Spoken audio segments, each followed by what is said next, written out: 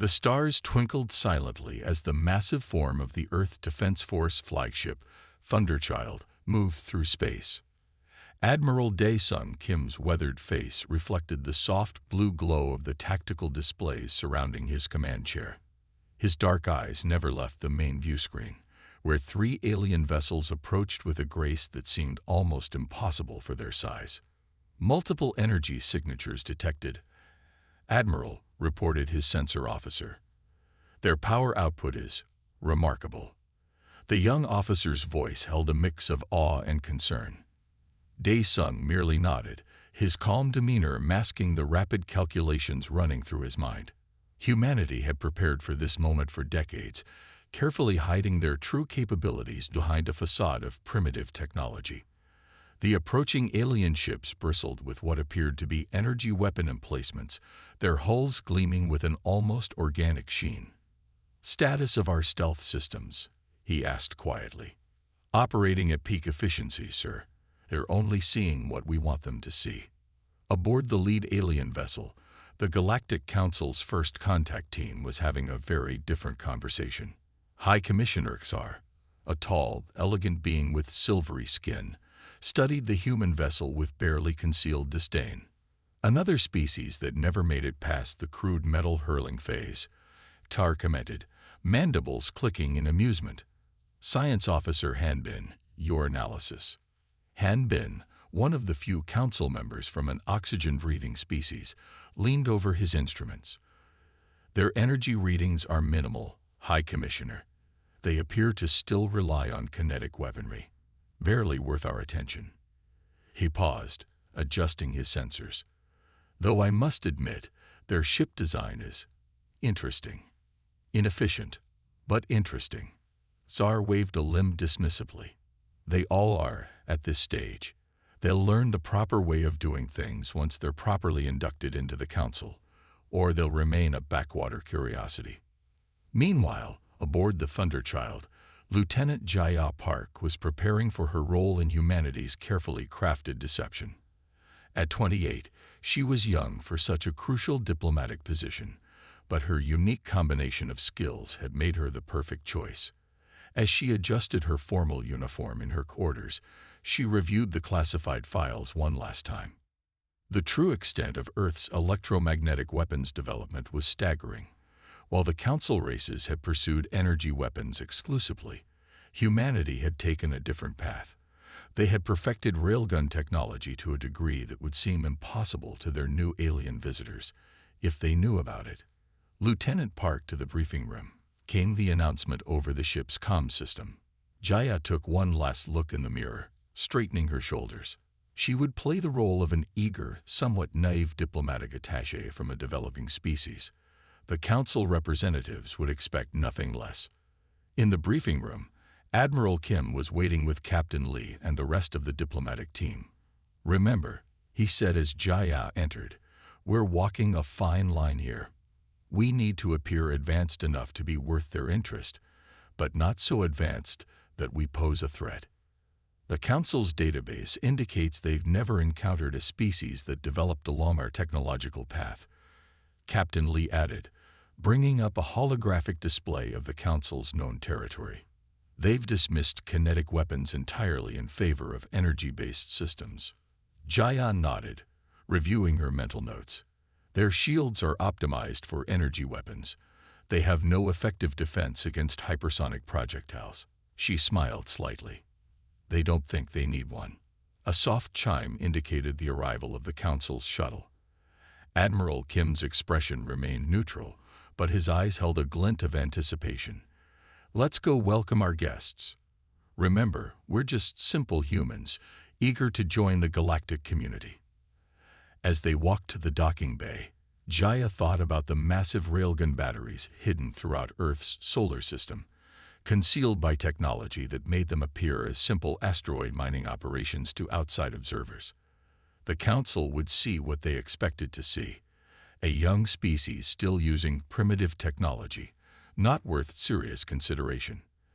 Their arrogance would be their undoing, if it ever came to that. But Jaya hoped it wouldn't. Despite humanity's careful preparations for the worst, They genuinely wanted peaceful contact with the galactic community. They just weren't willing to be subjugated in the process. The docking bay doors opened with a soft hiss, revealing the sleek form of the Council shuttle. High Commissioner Ktar emerged first, followed by various other Council representatives. Their expressions ranged from polite interest to barely concealed contempt as they took in the primitive human vessel. "Welcome aboard the Thunderchild," Admiral Kim said warmly, spreading his hands in what humans knew was a universal gesture of peace. "We are honored to make first contact with the Galactic Council." As pleasantries were exchanged and the official meeting began, no one noticed the slight smile on Jaya's face. The game was on, and humanity was playing for keeps. They would join the galactic community on their own terms, or not at all. And if the Council ever discovered the truth about human military technology, well, that would be a very interesting day indeed. For now, though, they would play their parts perfectly. The primitive humans, eager to learn from their more advanced galactic neighbors. It was amazing what people would overlook when they were convinced of their own superiority. The lunar surface stretched out in an endless sea of gray, broken only by the gleaming dome of humanity's most advanced weapons research facility. Research Director Tawan stood at the reinforced observation window, his weathered face illuminated by the blue glow of test chamber indicators.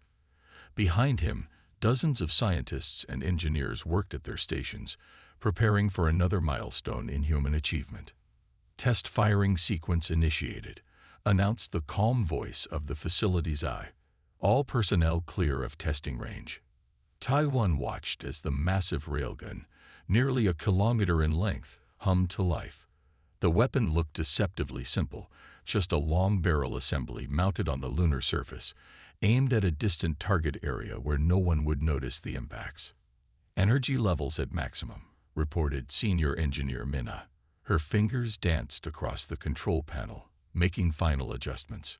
Projectile loaded and ready. The projectile itself was nothing special, just a carefully shaped piece of tungsten. But what they were about to do with it would change everything. Again. "Fire when ready," Tawan ordered, his voice steady despite his racing heart.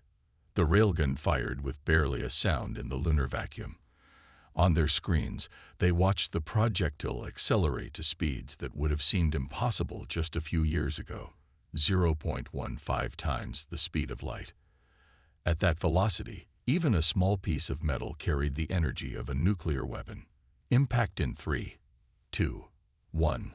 A flash appeared on their long-range sensors as the projectile struck its target, a decommissioned satellite they had positioned specifically for this test. The satellite didn't just break apart, it vaporized.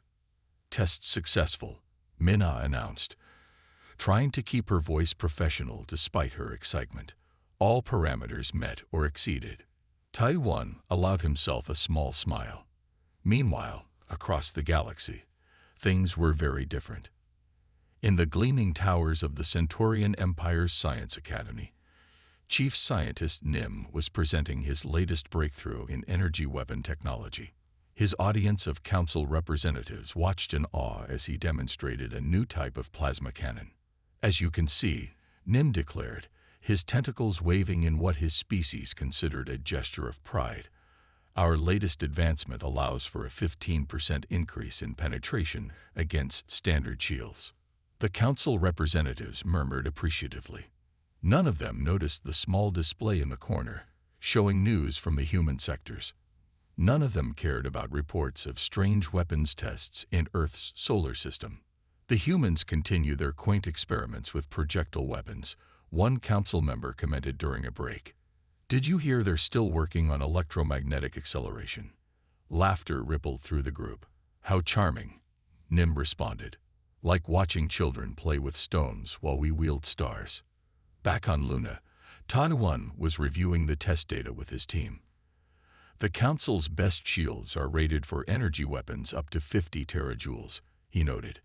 "Our latest projectile just delivered 200 terajoules of kinetic energy, and that's just the prototype." "They still think we're playing with toys," Minna said, shaking her head. Their arrogance blinds them to the obvious. Tai-1 nodded. That's our greatest advantage. They've convinced themselves that energy weapons are the only path to advancement. They've forgotten one of the most basic laws of physics: mass times velocity squared. The team worked through the night, Earth hanging like a blue jewel in the black lunar sky.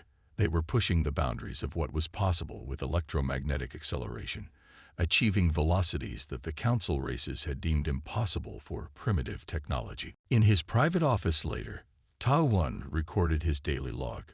Test 247 successful. We've achieved stable acceleration to 0.15 c. The Council's shields might as well be tissue paper against this. They're so focused on stopping energy weapons that they've completely neglected kinetic impacts. Their ships are designed to deflect or absorb energy blasts, not handle hypersonic masses. He paused, considering his next words carefully. We don't want war. Nobody on Earth wants war. But if the Council ever decides to force their will upon us, well, they'll learn too late that humanity chose a different path. Sometimes the oldest solutions are the best ones. We just made them faster. A message flashed on his screen. Another test was ready.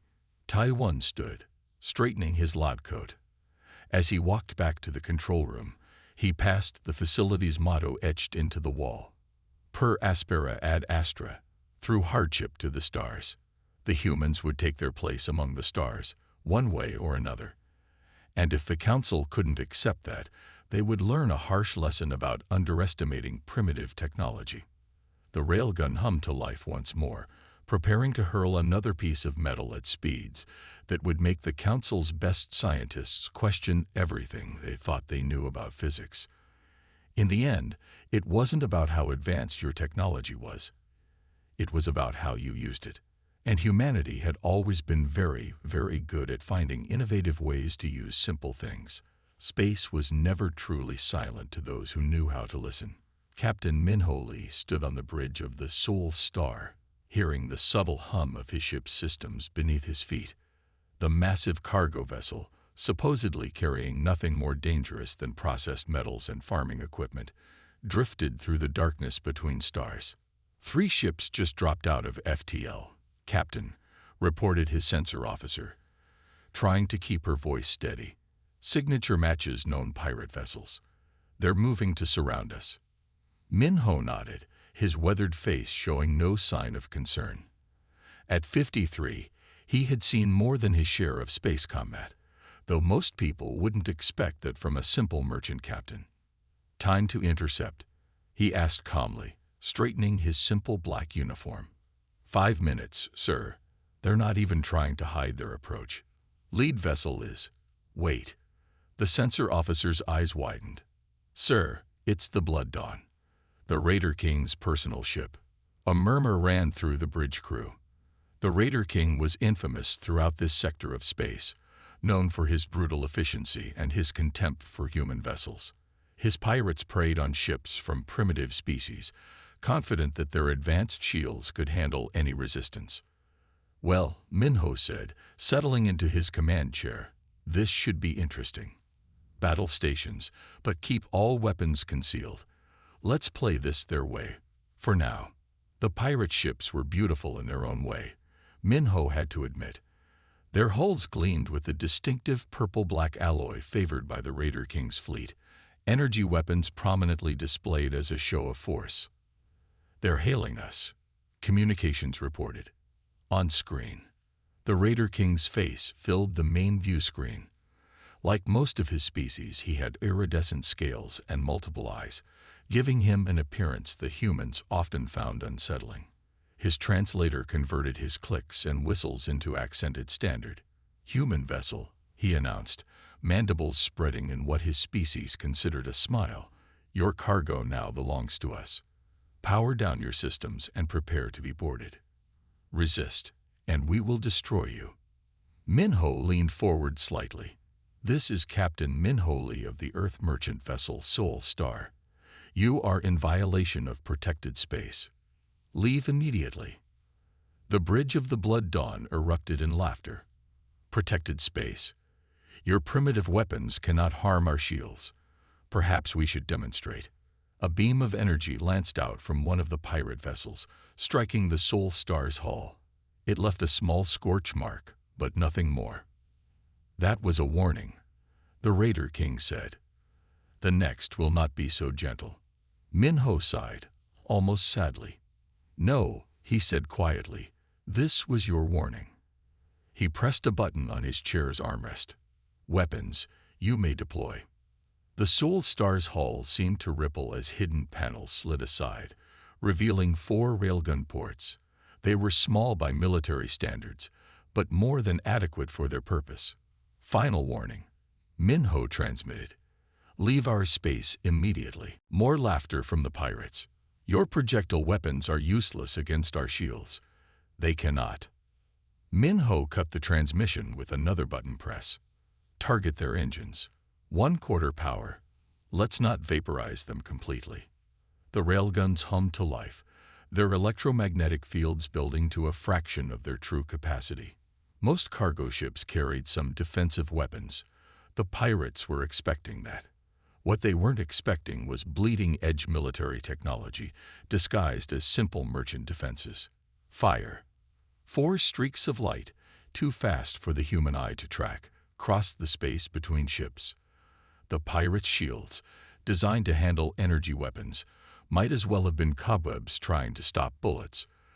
The tungsten projectiles, moving at a significant fraction of light speed, punched through their engines like paper. The Raider King's confident expression vanished as alarms blared across his bridge.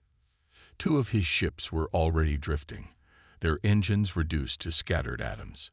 The third was spinning helplessly, its power core shut down to prevent a catastrophic overload. How? The pirate leader's transmission was filled with static. That's impossible. You're primitives. A common mistake, Minho replied, allowing himself a small smile. Now, about leaking our space. The Blood Dawn's remaining engine flared as it tried to retreat, but another casual shot from the Soul Star's railguns ended that plan. The mighty Raider King's fleet was reduced to drifting hulks in less than 30 seconds. As rescue pods ejected from the crippled pirate vessels, Minho opened a channel to Earth Command. Soul Star reporting. Pirate incursion dealt with. Requesting cleanup crew for salvage and prisoner transport. He looked out at the disabled ships, knowing that within hours, tales of this encounter would spread through every spacer's bar and pirate haven in the sector. The story of how a simple human cargo ship had humbled the mighty Raider King would grow with each telling. Sometimes, Minho reflected, the best lessons were the ones that hurt the most.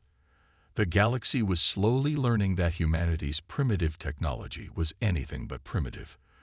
They were just taking their time accepting it.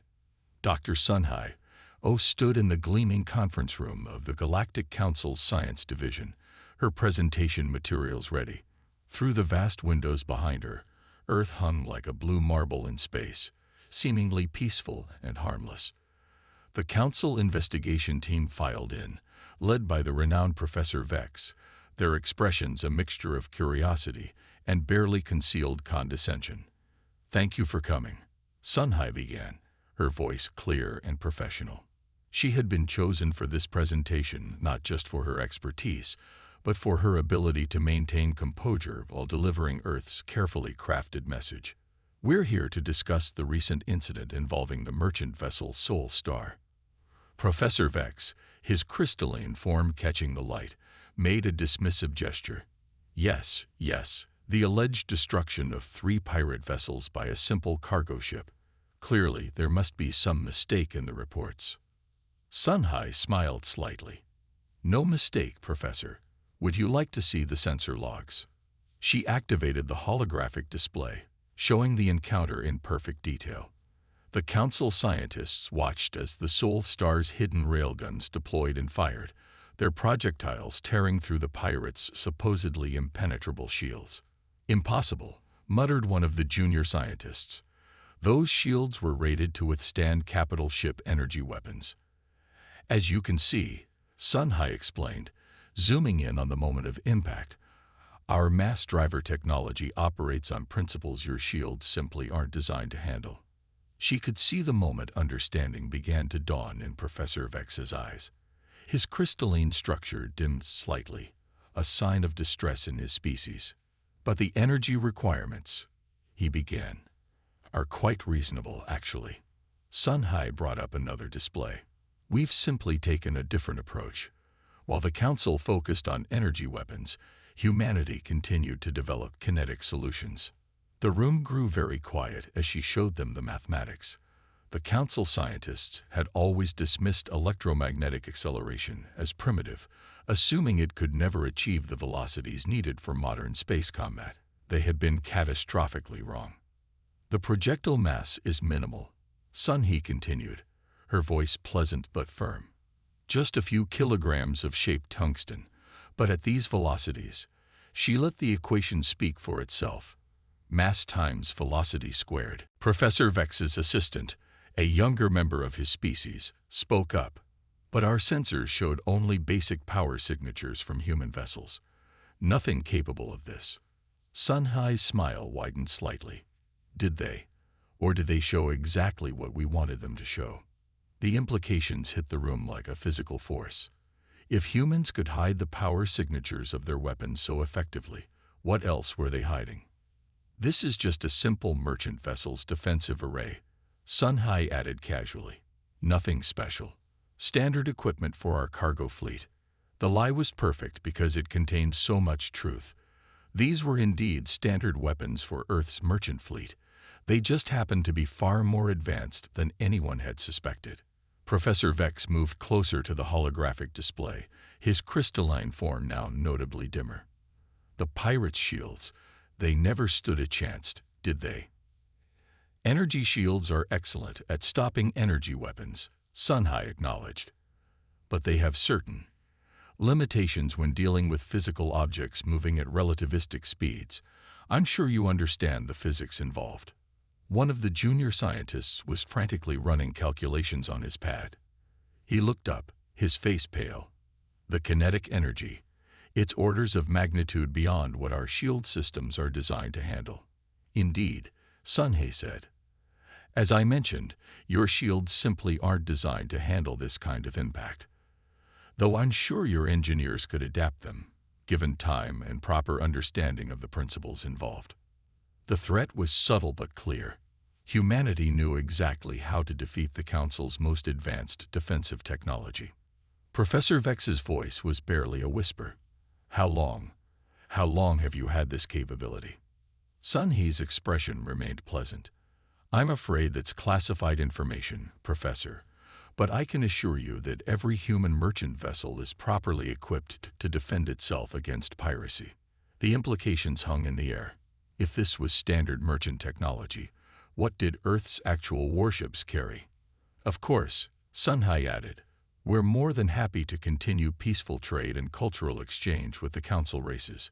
We value our relationship with the galactic community. Professor Vex understood the message perfectly.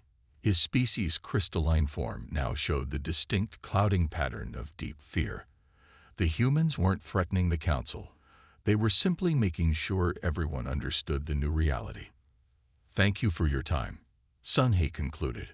I trust this answers your questions about the incident.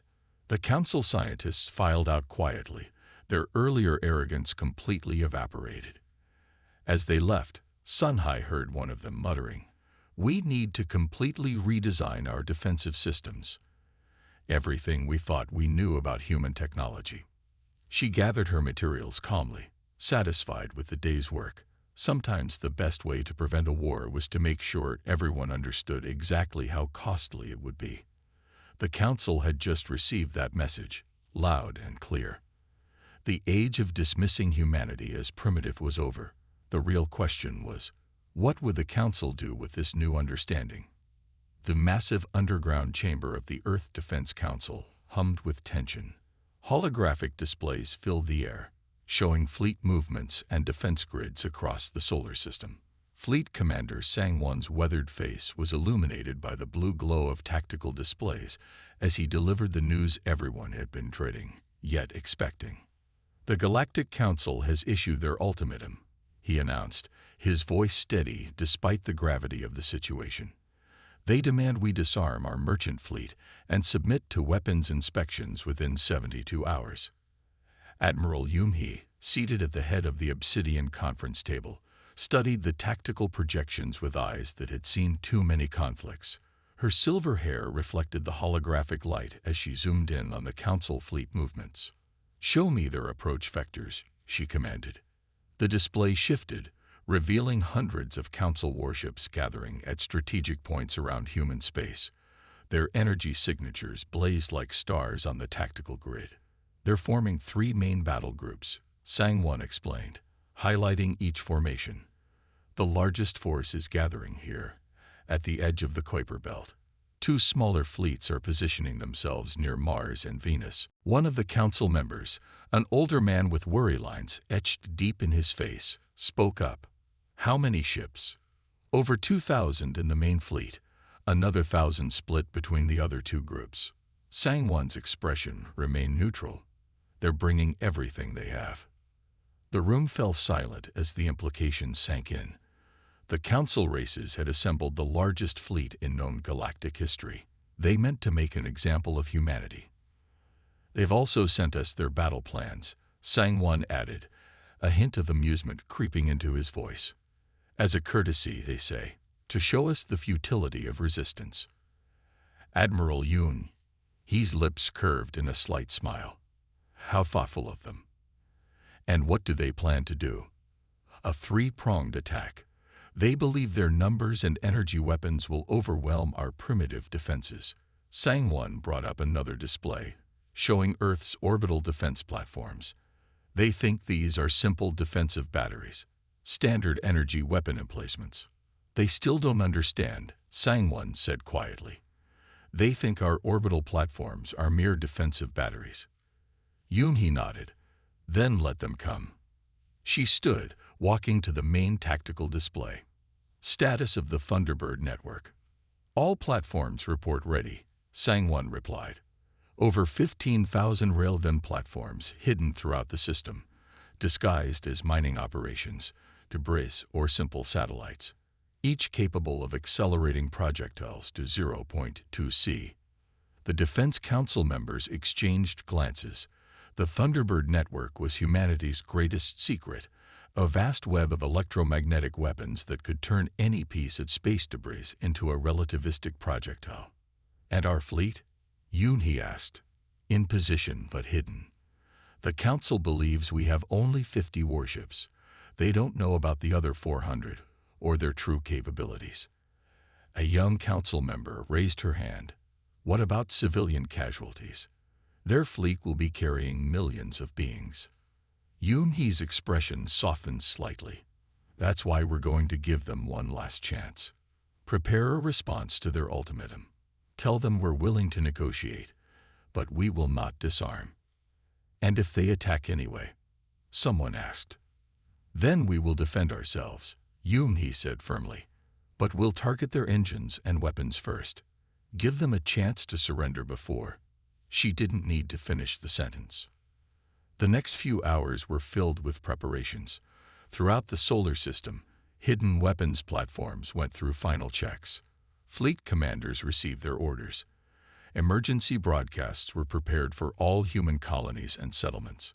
As the deadline approached, Sang-won found Admiral Yoon-hee in her office, looking out at the Earth through a reinforced window. "The Council fleet is moving," he reported. "They're not waiting for our response."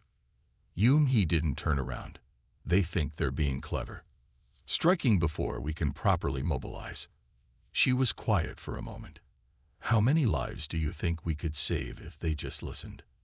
"They're not going to listen," Sang-won said softly. "Not until we make them."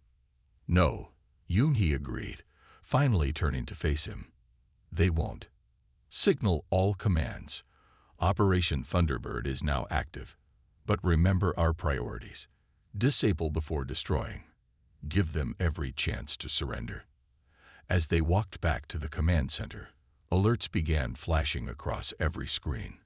The Council fleet had crossed the outer marker. The largest space battle in human history was about to begin, and only one side knew what they were really getting into. "All we wanted was to be left in peace," Yumhi murmured, taking her command seat. "They should have just let us be." The first shots would be fired soon. The galaxy was about to learn a harsh lesson about underestimating humanity. But first, they would try one last time to prevent the bloodshed. "Send the message," Yumhi ordered. "One last warning."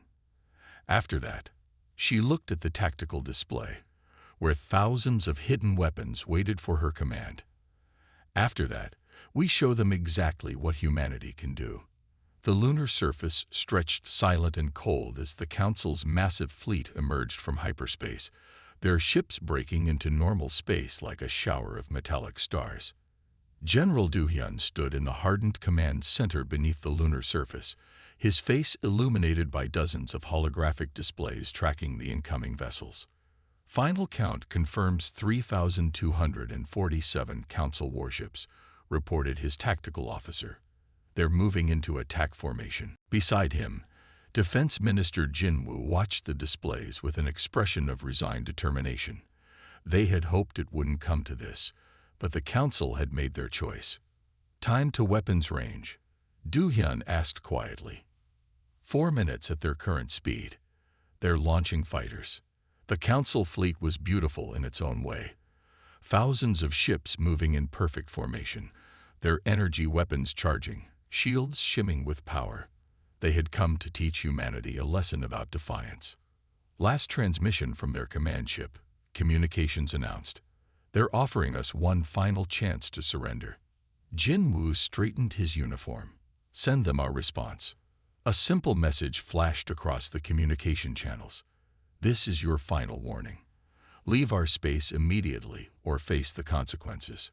The Council fleet's only response was to accelerate, their weapons beginning to glow with gathered energy. "They're targeting our orbital platforms," Tactical reported. "As expected, they think they're destroying our primary defense network." Do-hyun nodded grimly. "Let them." "Confirm status of the Thunderbird network. All stations report ready. 15,300 Railgun platforms powered and locked. Targeting solutions computed." The massive Council fleet drew closer, their formation spreading out to engage what they thought was humanity's defensive line. They had no idea they were sailing into the largest killbox ever created. "Time to optimal range," Jinwoo asked. 30 seconds. Do-hyun watched the countdown, remembering all the years of preparation, all the careful planning that had led to this moment. "Activate the Thunderbird network," he ordered quietly. Throughout the solar system, hidden weapons platforms powered up simultaneously. Asteroids that were actually disguised weapons stations revealed their true nature, seemingly abandoned satellites oriented toward their targets. "First wave ready," Tactical announced. "Targeting their primary weapon systems and engines. Fire." Thousands of railgun platforms fired as one. Their projectiles, accelerated to a significant fraction of light speed, crossed the space between platforms and targets almost instantly. The Council fleet's shields, designed to handle energy weapons, might as well have been tissue paper. The first wave struck with devastating precision. Hundreds of Council ships suddenly found their main weapons shattered, their engines reduced to atoms. But they still didn't understand what was happening. "Second wave, target their secondary weapons," Do-hyun ordered. "Give them time to realize." Another wave of relativistic projectiles streaked across space. More Council ships went dark, their power systems failing as carefully aimed shots disabled their capability to fight without destroying them completely. Finally, understanding seemed to dawn on the Council fleet. Ships began to break formation, trying to retreat, but their fastest evasive maneuvers were far too slow to escape weapons moving at relativistic speeds. They're broadcasting surrender signals, communications reported, almost in disbelief. "Multiple ships are powering down their weapons. Hold fire on any vessel that surrenders," Jinwoo commanded. "Prepare boarding teams." The battle, if it could even be called that, lasted less than 20 hours. By the end, over 2,000 Council ships had surrendered. The rest were disabled, their crews evacuating in life pods that human ships quickly moved to rescue. In the Lunar Command Center, Du Hyun watched the final tallies come in. Casualties? He asked softly. Minimal on their side, sir. We managed to disable most ships without breaching their hull integrity. They had no chance to inflict any damage on our forces. Jin-Woo stepped closer to the main display, watching as human ships moved to assist the surrendered Council vessels. Send word to Earth Command. The Thunderbird network performed exactly as designed. The Council fleet has been neutralized. Sir, communications interrupted. We're receiving transmissions from across Council space. Their other fleets are standing down. They're requesting immediate peace negotiations. Do Hyun allowed himself a small smile. 20 hours, he said quietly. 20 hours to end a war they spent years planning. They never understood, Jin-Woo replied. They thought technology only advanced in one direction, their direction. They forgot that sometimes the simplest solutions are the most effective. As rescue operations began across the solar system, Do Hyun looked at the tactical display one last time. The mighty Council fleet, which had arrived with such confidence, was now scattered and broken. Not by exotic energy weapons or advanced shield technology, but by simple pieces of metal moving very, very fast. Send word to all commands, he ordered. The war is over. Let's help them pick up the pieces. The grand chamber of the new Galactic Council sparkled under crystalline lights, its curved walls lined with representatives from 100 different species. Where once there had been strict hierarchies based on technological advancement, now all members sat as equals. Ambassador Su-min adjusted her formal diplomatic robes as she prepared to address the assembly. 5 years had passed since the 20-hour war changed everything. The original council chambers, destroyed during the conflict, had been rebuilt using a combination of human and alien technologies. It was a fitting symbol of the new era. Honored representatives, Su-min began, her voice carrying clearly through the vast space. Today marks 5 years since we learned that progress comes in many forms. 5 years since we discovered that cooperation is stronger than competition. She could see the old council members in their seats, their attitude so different now from the arrogance they had shown before the war. Many had become humanity's strongest supporters in the years since. The integration of human electromagnetic technology with council energy systems has opened new frontiers, she continued. Our combined research teams have developed defensive systems that can handle both kinetic and energy weapons. Our joint exploration fleets are pushing deeper into unknown space than ever before. The holographic displays behind her showed the achievements of the past 5 years. New ships equipped with both human and council technology. Defense platforms that could stop any known weapon. Trading posts where once hostile species now work together. But our greatest achievement, Su-min said, has been learning to see beyond our preconceptions. To recognize that different paths can lead to the same destination. An elderly council member, one who had survived the war, spoke up. We owe humanity an eternal debt, not for defeating us, but for showing us our own blindness. Su-min smiled gently. No debts are owed between friends. We offer our technology not as conquerors, but as partners in building a better future. The chamber erupted in applause. It was a sound that would have been unthinkable just 5 years ago. 100 species, once divided by technological pride, now united in purpose. After the session, Su-min walked through the memorial garden, where monuments honored those lost in the 20-hour war. The garden combined human and alien design elements, creating something entirely new. It's quite beautiful, isn't it? A voice said behind her. She turned to see one of the new council members, a young representative from a species that had joined after the war. It is, Su-min agreed, a reminder of what we lost and what we gained. Is it true what they say? The young representative asked. That humanity had the Thunderbird network for decades before the war. Yes, Su-min replied quietly. We hoped we'd never have to use it.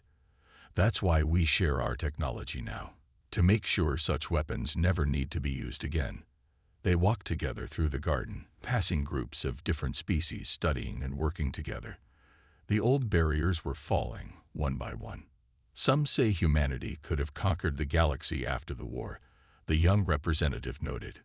Su-min stopped by a fountain that combined flowing water with alien-like sculptures. We could have, she acknowledged, but that was never our goal. We wanted to be left in peace, to develop in our own way. Now we help others do the same. In orbit above them, ships of mixed human and council design patrolled peacefully. Research stations studied phenomena using combined technologies. Trading vessels carried goods between worlds that had once been bitter enemies. The age of denial is over, Su-min said softly. The age of cooperation has begun. And together, we'll go further than any of us could have gone alone. As she prepared to leave the garden, a message came through on her communicator. Another breakthrough from the joint research teams. Another step forward on humanity's new path, not as conquerors or subjects, but as partners in the greatest adventure of all. The stars above seemed brighter somehow, full of promise rather than threat. The galaxy had learned its lesson, and humanity had found its place among the stars. Not through conquest, but through understanding. Not through superiority, but through cooperation. The new Galactic Council would continue its work, guided by the wisdom born from conflict and the hope born from peace. The future stretched out before them, infinite in its possibilities.